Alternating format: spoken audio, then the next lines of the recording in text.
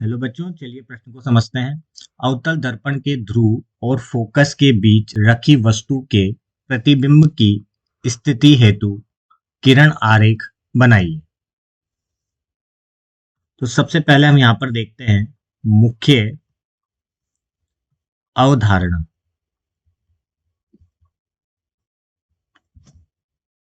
तो सबसे पहले हम देखते हैं यहाँ पर अवधारणा। तो अवधारणा में सबसे पहले हम बात करते हैं अवतल दर्पण की। देखिए, अवतल दर्पण क्या होता है, जिसका आंतरिक भाग तो क्या होता है, परावर्तित होता है, और बाह्य भाग क्या होता है, जिसमें कोई परावर्तन नहीं होता है। और ये हमारा हो गया मुख्य अक्ष। ठीक है, ये क्या होता है, मुख्य अक्ष होता है। तो यहाँ पर कुछ रेखाएं होती है जिनसे हम क्या बना सकते हैं, किरण आरेख बना सकते हैं।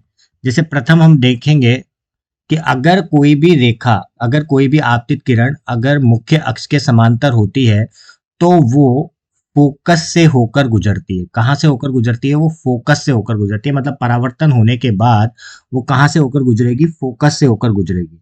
और द्वितीय हम जो लेंगे, द्वितीय हम यहाँ पर लेंगे कि अगर कोई रेखा, अगर कोई आपतित किरण, इसकी बात कर रहे हैं हम, आपतित किरण, अगर कोई आपतित किरण है, अगर वो ध्रुव ध्रुव से, जितने कोण से ध्रुव से आपतित होती है उतने ही कोण से ध्रुव से क्या हो जाती है, परावर्तित हो जाती है। मतलब ये दोनों जो कोण होंगे ये क्या होते हैं, बराबर होते हैं। तित्ते जो हम इसमें उपयोग में ले सकते हैं कि अगर कोई, अगर यहां पर देखें हम कि किसी अवतल दर्पण में,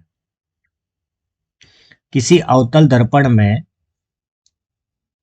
अगर आपतित किरण फोकस से होकर गुजर रही है, अगर फोकस से होकर गुजर रही है तो उसका क्या होगा, अगर वो फोकस से होकर गुजरेगी, जैसे मान लेते हैं कि ये फोकस से होकर गुजर रही है, तो फोकस से होकर गुजरेगी तो वो मुख्य अक्ष के क्या आ जाती है, समांतर आ जाती है। वो किसके अक्ष के समांतर आ जाती है, मुख्य अक्ष के समांतर आ जाती है।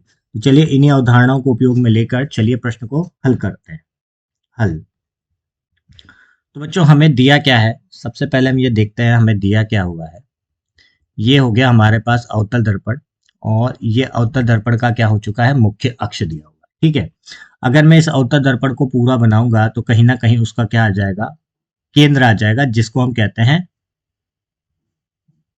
वक्रता केंद्र। क्या कहते हैं, वक्रता केंद्र कहते हैं।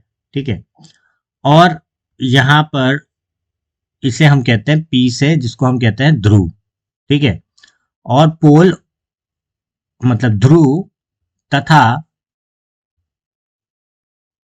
वक्रता केंद्र के मध्य का जो मध्य बिंदु होता है उसे कहते हैं हम फोकस। ठीक है, तो यहां पर इनके, ये तो हो गया हमारा फोकस, ये हो गया हमारा ध्रुव, और ये हो गया हमारा मुख्य अक्ष।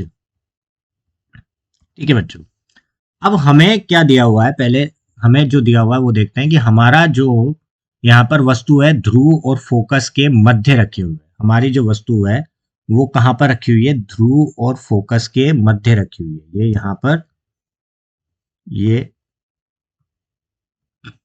ध्रुव और फोकस के मध्य यहाँ पर कहीं पर रखी है। ठीक है, तो चलिए इसका प्रतिबिंब बनाते हैं। तो देखिए, ये हो गया हमारा अवतल दर्पण, और ये हो गया हमारा मुख्य अक्ष। मुख्य अक्ष पर जो इस अवतल दर्पण का जो केंद्र होगा उसे हम कहेंगे केंद्रक, और ये हो गया हमारा पोल या ध्रुव, ये हो गया हमारा फोकस बिंदु। ठीक है, अब इसको हम देखिए, अब हमारा जो बिंब रखा हुआ है जिसको हम वस्तु कहते हैं वो कहां पर रखी हुई है, फोकस और ध्रुव के मध्य रखी हुई है।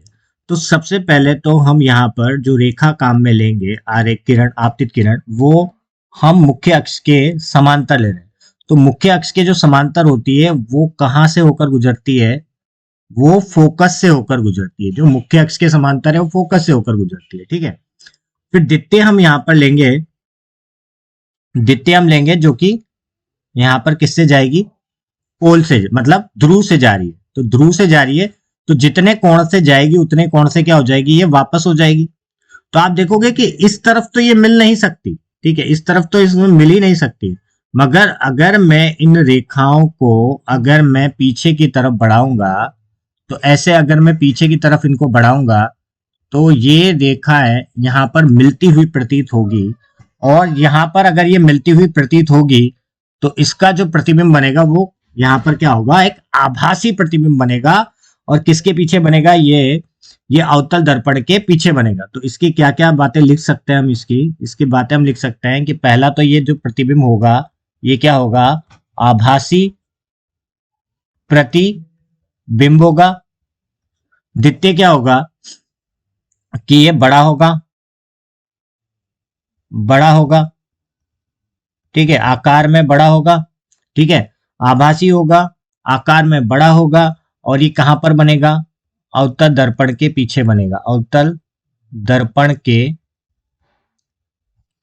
पीछे बनेगा। और ये जो प्रतिबिंब होगा वो क्या होगा, सीधा बनेगा, सीधा प्रतिबिंब बनेगा। तो ये सब इसकी क्या होगी, ये तो विशेषताएं हो जाएगी, तीन तो विशेषताएं हो जाएगी, और ये कहां पर बन रहा है, वो अवतल दर्पण के पीछे बनेगा। तो ये आभासी होगा और बड़ा होगा, ठीक है। तो यही हमारे इस प्रश्न का उपयुक्त उत्तर होगा। तो मैं आशा करता हूं आपको समझ आया होगा। धन्यवाद।